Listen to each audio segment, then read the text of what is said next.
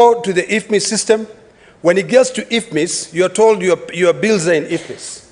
But they never, at that point of IFMIS, is when the controller of budget releases the money.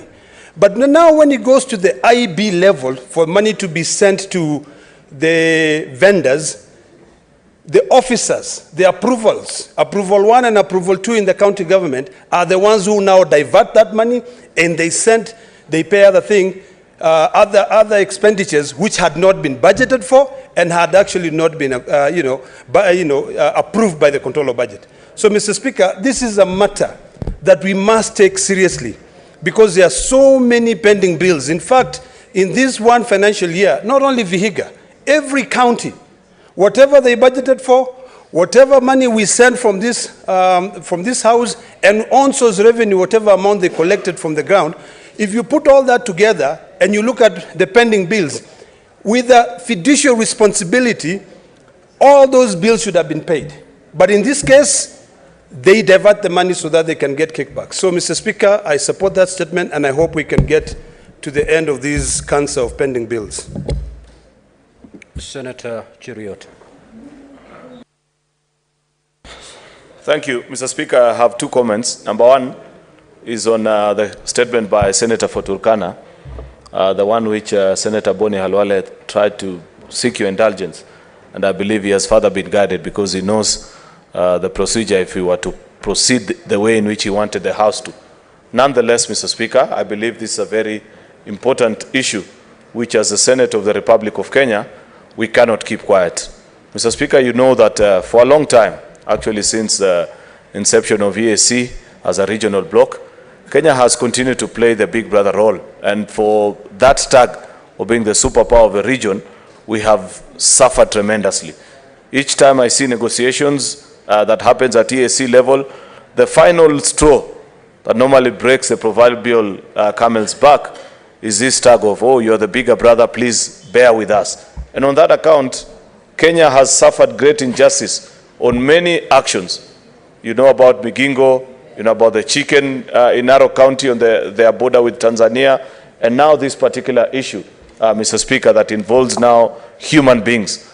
You know, Mr. Speaker, it may reflect as a situation as when they first went for the fish, we kept quiet. Subsequently, they burnt our chicken. Majority Leader, let me guide you.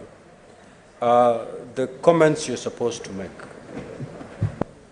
should be attributable to the statement made pursuant to Standing Order 53-1, not the statement made pursuant to Standing Order 52-1.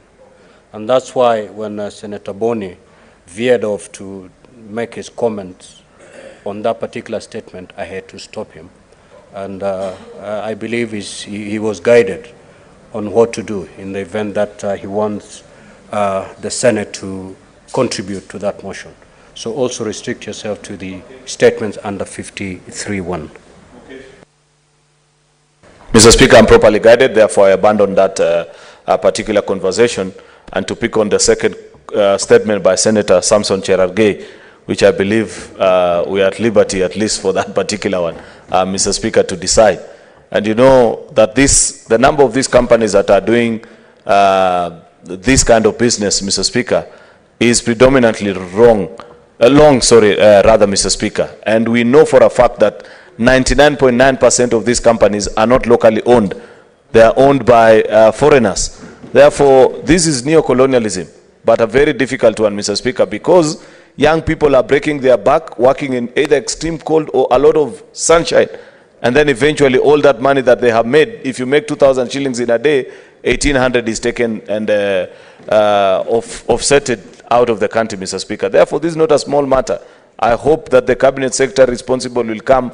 These are such businesses that are of great national interest, Mr. Speaker, that as Parliament, we should legislate even to keep them within the confines of the country. That if you want to do this kind of business, you must at least have significant shareholding locally.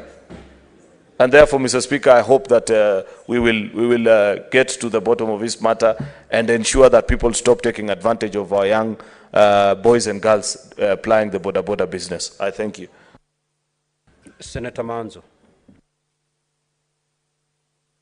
Thank you, Mr. Speaker. Mr. Speaker, I would like to make comments on the week of youth, Mr. Speaker. As